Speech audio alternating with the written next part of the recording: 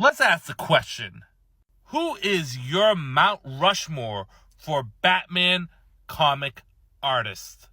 You know, the 4 artists that you favor the most when it comes down to drawing the Dark Knight. I've got mine, and I'm ready to share them. But real quickly, an honorable mention goes to Dan Mora. His art with Batman is beautiful. Hell, his art in general is beautiful. The only reason why he's not on this list is he's relatively new to the scene when it comes to the Dark Knight. But given a couple more years, he might have to take that spot.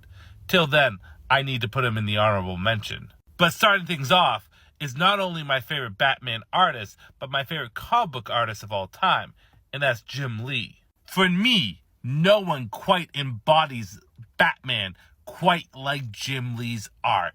From the body proportion to the overall design, the aesthetic, everything is beautiful. Every pose is dynamic. The cape has a life of its own. Everything works perfectly when Jim Lee has the pencil.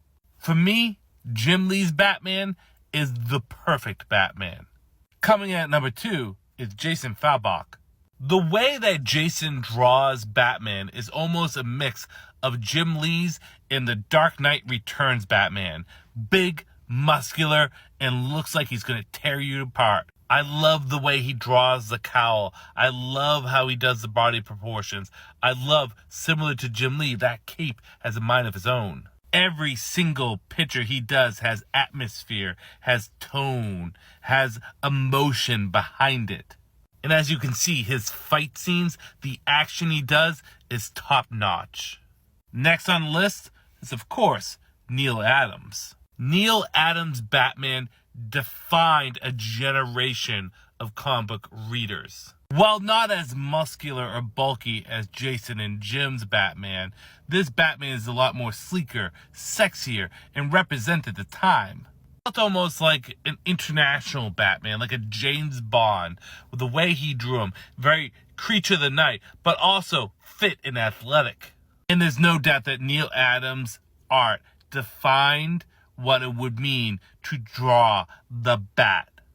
And my last spot goes to none other than Tony Daniels. It's wild to me to think about how slept on Tony Daniels is when it comes down to his art. He's one of the GOATs. Finding a balance in body proportions between the Jim Lees and the Neal Adams of the world, his Batman is big and bulky, but sleek and athletic at the same time.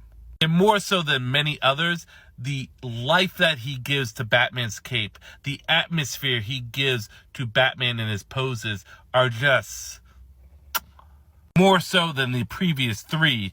His invokes the creature of the night that Batman is.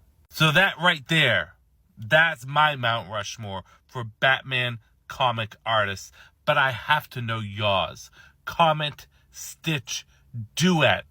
I want to know.